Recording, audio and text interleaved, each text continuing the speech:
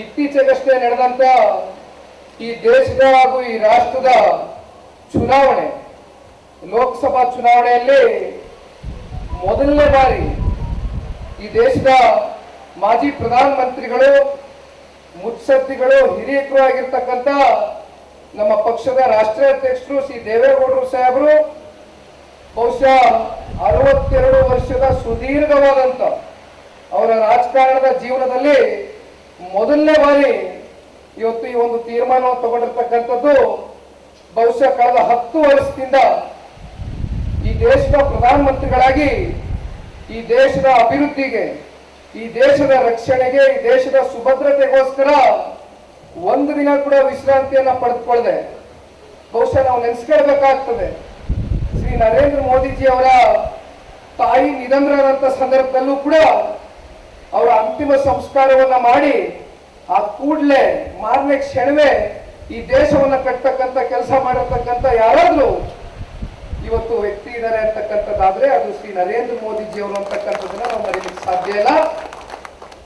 ಈಗ ತಾನೇ ಅಶೋಕಣ್ಣ ಅವರು ಮಾತನಾಡಬೇಕಾದ್ರೆ ಹೇಳ್ತಾ ಇದ್ರು, ಪ್ರಶಾಂತ್ ಕಿಶೋರ್ ಅವರ ಇಂಟರ್ವ್ಯೂ ನಾನು ಕೂಡ ನೋಡಿದೆ, ಕುಮಾರಣ್ಣ ಅವ್ರಿಗೂ ಕೂಡ ಕಳಿಸ್ತೆ, ನೀವು ಕೂಡ ಸ್ವಲ್ಪ ಸಮಯ ಬಿಡುವು ಮಾಡ್ಕೊಂಡು ನೋಡಿ ಅಂತ.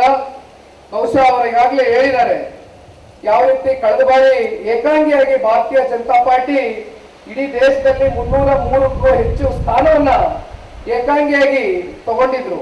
ಇವತ್ತು NDA ಮೈತ್ರಿಕೂಟದ ಎಲ್ಲ ಪಕ್ಷಗಳು ಜೊತೆಯಲ್ಲಿ ಸೇರಿರ್ತಕ್ಕಂಥ ಹಿನ್ನೆಲೆಯಲ್ಲಿ ಜೊತೆಯಲ್ಲಿ ಕರ್ನಾಟಕ ರಾಜ್ಯದಲ್ಲಿ ಜನತಾದಳ ಪಕ್ಷವು ಕೂಡ ಈ ಬಾರಿ ಭಾರತೀಯ ಜನತಾ ಪಾರ್ಟಿಗೆ ಹಾಗೂ ಶ್ರೀ ನರೇಂದ್ರ ಮೋದಿಜಿ ಅವರ ನಾಯಕತ್ವಕ್ಕೆ ಇವತ್ತು ದೇವೇಗೌಡರು ಸಾಹೇಬ್ರು ಇರ್ಬೋದು, ಕುಮಾರಣ್ಣ ಅವರು ಇರ್ಬೋದು, ಬಹಳ ಮುಖ್ಯವಾಗಿ ಜನತಾದಳ ಪಕ್ಷದ ಕಾರ್ಯಕರ್ತರುಗಳು ಇವತ್ತೇನು ಒಂದು ಸಮನ್ವಯ ಸಭೆಯನ್ನು ಆಯೋಜನೆ ಮಾಡಿದ್ದೇವೆ.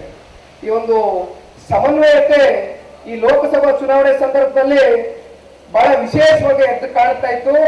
ಅದರಲ್ಲೂ ಬೆಂಗಳೂರು ಗ್ರಾಮಾಂತರ ಲೋಕಸಭಾ ಕ್ಷೇತ್ರದಿಂದ ಸಾಕಷ್ಟು ಜನ ಮುಖಂಡರುಗಳು ಇವತ್ತು ಬಂದಿದ್ದೀರಿ. ಇವತ್ತು ಎರಡೂ ಪಕ್ಷದ ಕಾರ್ಯಕರ್ತರು ತೆಳ ಹಂತದಿಂದ ಕೂಡ ಅಣ್ಣ ತಮ್ಮಂದರ ರೀತಿಯಲ್ಲಿ ಇವತ್ತು ಬೆಂಗಳೂರು ಗ್ರಾಮಾಂತರ ಇರ್ಬೋದು, ರಾಜ್ಯದಲ್ಲಿ ಇರ್ತಕ್ಕಂಥ 28 ಲೋಕಸಭಾ ಕ್ಷೇತ್ರಗಳಲ್ಲೂ ಕೂಡ 28ಕ್ಕೆ 28 ಅಭ್ಯರ್ಥಿಗಳು NDA ಮೈತ್ರಿಕೂಟದ ಅಭ್ಯರ್ಥಿಗಳ ಗೆಲುವಿಗೆ ತಾವೆಲ್ಲ ಪ್ರಾಮಾಣಿಕವಾಗಿ ಈಗಾಗಲೇ ಹೋರಾಟವನ್ನ ಮಾಡಿದ್ದೀರಿ. ಆದೇವೇಗೌಡರು ಹಿರಿಯರಿದ್ದಾರೆ. ಬಹುಶಃ ಜನಶಕ್ತಿ ಅಂತಕ್ಕಂಥ ಒಂದು ಪಾರ್ಟಿ ಏನು ಭಾರತೀಯ ಜನತಾ ಪಾರ್ಟಿ ಬರ್ಲಿಕ್ಕಿಂತ ಮುಂಚಿತವಾಗಿ ಪ್ರಾರಂಭ ಆಯಿತು. ಸಂಘ 1976-83 ಅಂತ ಹೇಳ್ತೀನಿ. ಗುಂಡಪ್ಪ ಶೆಟ್ಟರು ಮತ್ತು ರಾಮಚಂದ್ರೇಗೌಡರು ಇರ್ಬೋದು, ಈಗ ಆದೇವೇಗೌಡರು ಜೈಲಲ್ಲಿ ಗೆದ್ದಂಥದ್ದು, ಇವೆಲ್ಲ ನಮ್ಮ ಕಣ್ಣು ಮುಂದೆ ಇರ್ತಕ್ಕಂಥ ಇತಿಹಾಸ. ಬಹುಶಃ ಎರಡೂ ಪಕ್ಷ ಒಂದಾಗಿರ್ತಕ್ಕಂಥ ಹಿನ್ನೆಲೆಯಲ್ಲಿ ಅತ್ಯಂತ ಇವತ್ತು ಏನು ಆದೇವೇಗೌಡರು ಮಾತನಾಡ್ಬೇಕಾದ್ರೆ ನಾನು ನೋಡ್ತಾ ಇದ್ದೆ ಗಾಡಿಯಲ್ಲಿ ಬರ್ಬೇಕಾದ್ರೆ 5 ಜನ ಕಳೆದ ಬಾರಿ ದೇವೇಗೌಡರ ಹೆಸರಲ್ಲಿ ಸ್ಪರ್ಧೆ ಮಾಡಿದ್ರು ಅಂತಕ್ಕಂಥದ್ದು, ದೇವೇಗೌಡರು ಅಂತಕ್ಕಂಥ ಹೆಸರಲ್ಲಿ ಸ್ಪರ್ಧೆ ಮಾಡಿದ್ರು ಅಂತಕ್ಕಂಥದ್ದು ಆದೇವೇಗೌಡರು ಹೇಳ್ತಾ ಇದ್ರು, ನೋಡ್ತಾ ಇದ್ದೆ ಈಗ ತಾನೆ. ಬಹುಶಃ ಈ ಬಾರಿಯೂ ಕೂಡ 6 ವಿಧಾನ ಪರಿಷತ್ನ ಕ್ಷೇತ್ರಗಳಲ್ಲೂ ಕೂಡ NDA ಮೈತ್ರಿಕೂಟದ ಅಭ್ಯರ್ಥಿಯ ಒಂದು ಗೆಲುವಿಗೆ ಎರಡೂ ಪಕ್ಷದ ಕಾರ್ಯಕರ್ತರುಗಳು, ಮುಖಂಡರುಗಳು ಅತ್ಯಂತ ಪ್ರಾಮಾಣಿಕವಾಗಿ ಹೋರಾಟ ಮಾಡ್ತೀರಾ ಅಂತಕ್ಕಂಥದ್ದು ಈ ಸಂದರ್ಭದಲ್ಲಿ ಒಬ್ಬ ಯುವಕನಾಗಿ ನಾನು ಕೂಡ ಭಾವಿಸಿದ್ದೇನೆ. ಕೊನೆಯದಾಗಿ ಮುಗಿಸ್ತೇನೆ, ಯಾಕೆಂದ್ರೆ ಇನ್ನು ಕುಮಾರಣ್ಣ ಅವರು ಮಾತನಾಡ್ತಕ್ಕಂಥದ್ದು ಹೆಚ್ಚಾಗಿ ಸಮಯ ತಗೊಳ್ಳೋದಿಲ್ಲ.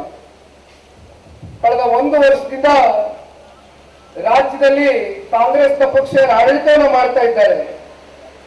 ಬಹುಶಃ ಯುವ ನಿಧಿ ಅಂತಕ್ಕಂಥ ಒಂದು ಕಾರ್ಯಕ್ರಮದ ಬಗ್ಗೆ ಏನೋ ಒಂದು ಮಾತನ್ನ ಕೊಟ್ಟಿದ್ರು ಕಾಂಗ್ರೆಸ್ನವರು. ಯಾರು ಪದವೀಧರರಿದ್ದಾರೆ, ಯಾರು ಅನ್ಎಂಪ್ಲಾಯ್ಡ್ ಪದವೀಧರರಿದ್ದಾರೆ, ನಿರುದ್ಯೋಗಿಗಳಿದ್ದಾರೆ, ಅವ್ರಿಗೆ 3,000 ರೂಪಾಯಿ ಪ್ರತಿ ತಿಂಗಳು ಕೊಡ್ತೀನಿ ಅಂತಕ್ಕಂಥ ಒಂದು ಆಶ್ವಾಸನೆಯನ್ನ, ಒಂದು ಸುಳ್ಳಿನ ಕಂತೆಯನ್ನ ಏನ್ ಕೊಟ್ಟಿದ್ರು, ಈಗ ಕೇವಲ 2023 ಹಾಗೂ 24ರ ಏನು ಪದವೀಧರರು ಇವತ್ತು ಏನು ನಿರುದ್ಯೋಗದಿಂದ ಇವತ್ತು ಇದ್ದಾರೆ ಅಂತವ್ರಿಗೆ ಮಾತ್ರ ಇವತ್ತು ಕೊಡ್ತೇವೆ, ನಾವೆಲ್ರಿಗೂ ಕೊಡ್ತೇವೆ ಅಂತಕ್ಕಂಥದನ್ನ ಹೇಳಿಲ್ಲ ಅಂತಕ್ಕಂಥದನ್ನ ಕಾಂಗ್ರೆಸ್ ಪಕ್ಷ ಬಹಳ ಸುಲಭವಾಗಿ ಅವ್ರು ಕೊಟ್ಟಂತ ಮಾತನ್ನ ಹೇಳಿ ನಿಲ್ಲಿಸ್ಕೊಂಡ್ರು.